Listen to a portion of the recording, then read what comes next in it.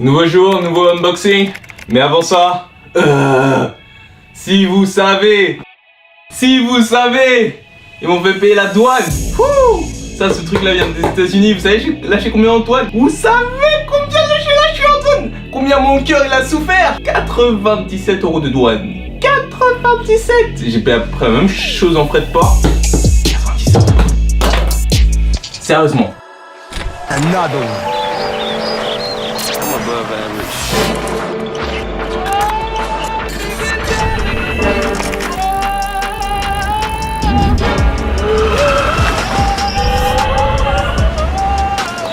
Yo, Pierre, you wanna come out here?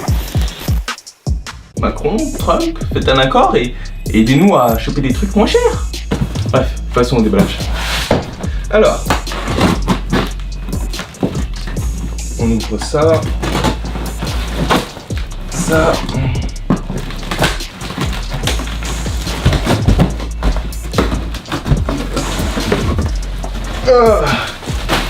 Et voilà, bon.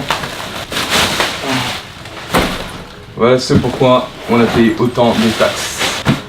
Un sac à dos. C'est un sac à dos spécial qui est juste énorme. Il prend jusqu'à 70 litres. Moi, va me permettre de mettre beaucoup d'affaires. Et le principe est assez simple, c'est juste que je me retrouve trop souvent à pas pouvoir prendre tout ce que je veux pour aller n'importe où, que ce soit juste pour faire de la photo ou de la vidéo ici.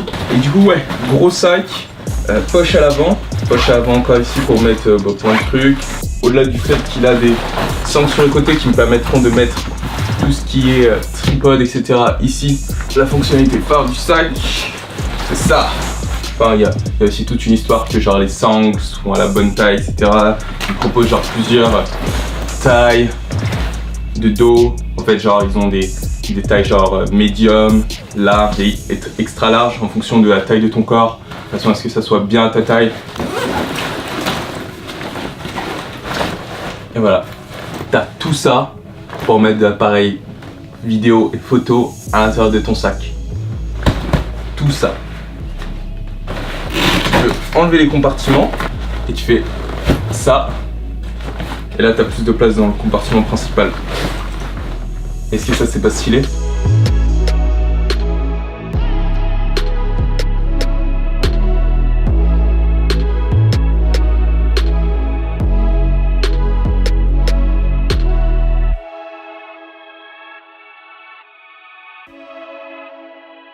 Bon, le sac je l'aime bien, mais ça me fait chier d'avoir dû lâcher autant de thunes pour la taxe, quoi. Bon, du coup on a essayé de trouver une salle de sport où on pourrait s'entraîner. Ça n'a pas marché comme prévu. Premièrement, en fait, ils ont des créneaux très spécifiques et je sais pas, ça a l'air assez cher. Donc je vais voir si je peux pas trouver une solution gratuite, moins chère.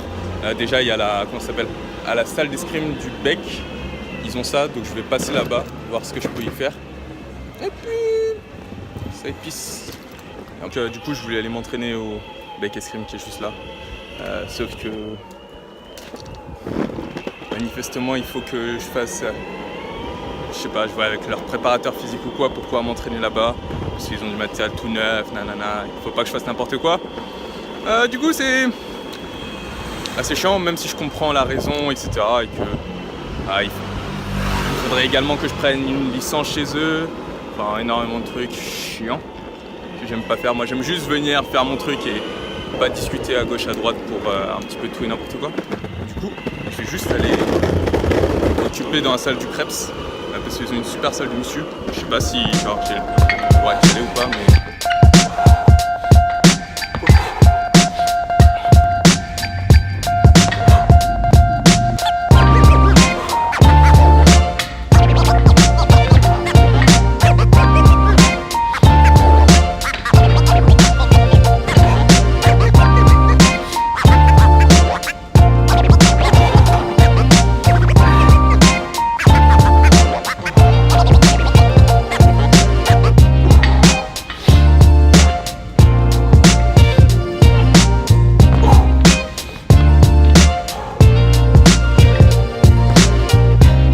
atteint le 5 Graal, on a enfin trouvé une salle où je peux m'entraîner. Elle était ouverte, donc je suis venu, je fais 2-3 exercices, le temps d'eux, et puis après on rentre à la maison, on s'étire, ou l'inverse, j'édite la vidéo, et bref on fait d'autres choses. Mais cette dernière, je suis mort.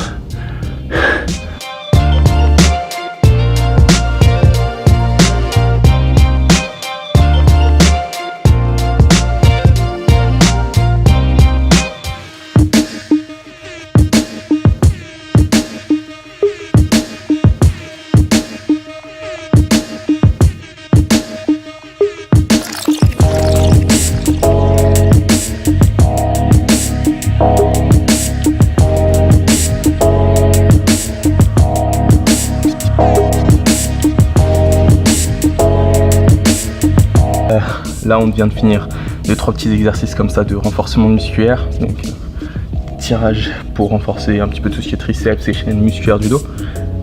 Je suis pas coach sportif, rien du tout, hein. C'est juste comment je ressens le truc. J'ai pas fait d'études sur comment bien s'entraîner, etc. C'est juste comment je le ressens. Et j'essaye juste de renforcer mon corps. C'est un peu stupide comme approche. Je compte travailler avec un préparateur physique. J'ai un truc qui est en cours actuellement, donc je devrais produire des vidéos que je vous montrerai dans tous les cas pour un coach sportif, et en retour, il me donnerait des cours de prépa physique. Là, on va passer sur un abdo, ensuite on finit sur du travail cardio pour bien se défoncer. On rentre à la maison, on édite les vidéos, et ensuite de 19h à minuit, je travaille chez Dave Roux. Gros planning, grosse journée, je suis super content. Ça me permet de passer beaucoup plus de temps à m'entraîner plutôt que... Parce que le problème en fait avant, c'est que chez Dave Roux, je travaillais de midi à 15h et 19h à 23. Sauf qu'en fait, pour me préparer, ça me prend 15 minutes. Pour partir là-bas, ça me prend 15 minutes. Et idem pour le retour, parce que quand tu reviens, tu dois te changer, etc., prendre ta douche et te remettre dans le flow du travail. Ça te fait 15 minutes et 15 minutes. Ça fait 30 minutes au départ, 30 minutes au retour, tu perds 1 heure, plus les 3 heures de travail, ça te fait 4 heures. Et pareil pour le soir, ce qui fait 4 heures plus 1, ça te fait 5. Et au final, en tout pour tout, je travaille 9 heures. 9 heures de temps effectif, alors qu'au final, j'étais là-bas que pour travailler 7 heures, quoi. Donc c'est pas rentable. Du coup, ce que je fais à partir de maintenant, c'est que je travaille que 5 heures le soir. Donc du coup, comme ça, je gagne 1 heure de temps aller-retour, et ça me permet d'éviter aussi d'avoir les allers-retours qui m'empêchent de faire certains trucs. Par exemple, filmer le matin pour certains projets annexes, etc., et juste travailler le soir. Donc au moins là, comme ça, c'est bien réparti. Je vais pouvoir mieux gérer mon temps. Interrupt this program to bring you a special report.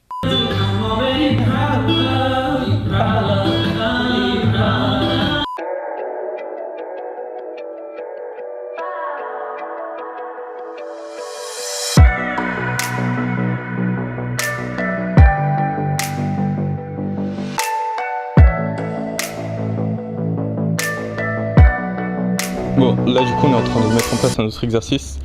On va finir sur du cardio.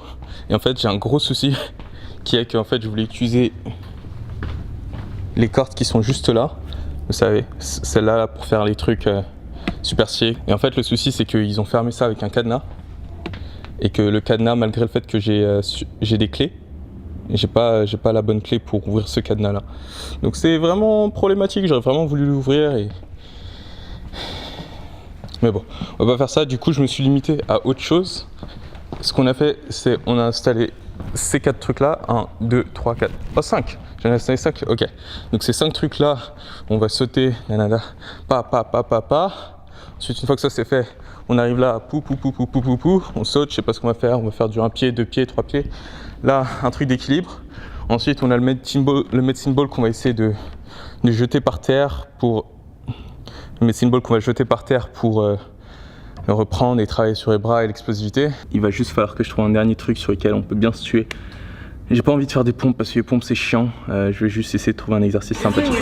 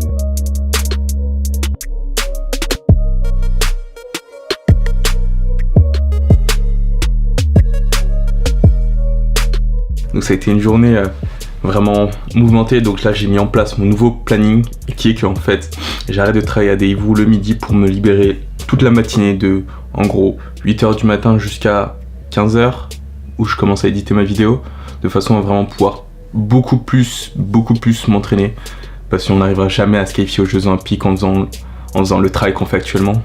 Il faut faire plus, encore plus et encore plus. J'ai toujours pensé que pour avoir la même chose que ce que tout le monde a, il faudrait que je fasse 2 fois plus d'efforts. Ça a été toujours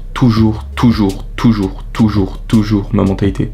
Toujours. Une petite anecdote, quand j'étais au Krebs à Reims, quand j'ai fait les 3 ans là-bas, de temps à autre, on partait courir ensemble, tout le groupe, dans les champs. Les gars au Krebs ont commencé à me surnommer le Kényan en fait. Le Kényan. Pour la simple et bonne raison qu'en fait, à chaque fois qu'on courait, j'étais devant et j'arrivais avant tout le monde. Pas parce que je suis nécessairement le plus rapide ou quoi que ce soit, mais parce que quand je... Peut-être. Je sais pas, ils ont jamais vraiment couru à fond en fait. J'étais le seul qui vraiment montait intensité pour être tout le temps devant, tout le temps. Parce que si je cours à leur allure en fait, je vais pas progresser de la façon que je voudrais. Sinon, note à part, le sac est vraiment fantastique, donc c'est la première fois que j'ai un sac qui me permet vraiment de prendre tout mon matériel vidéo sans avoir à faire de compromis sur pas prendre les gimbals, etc. Et franchement, j'en suis ultra satisfait. Il a coûté son petit pesant d'argent, son petit pesant d'or carrément. Je pourrais que vous le recommander. En tout cas, moi, c'est ce que je vais prendre vraiment chaque jour. J'espère que vous continuerez à travailler comme ça tous les jours, peu importe le domaine dans lequel vous êtes, photographique, art, audiovisuel, peu importe, musique, entrepreneuriat. J'espère que chaque jour vous continuerez à dépasser vos limites. Moi en tout cas c'est ce que je continue à faire. Et on se retrouve demain pour un nouvel épisode sur la route des Jeux Olympiques parce que le travail n'arrête jamais. N'oubliez pas que vos limites d'aujourd'hui sont faites pour être dépassées demain. Et on se retrouve demain pour un nouvel épisode sur la route des Jeux Olympiques. Boum!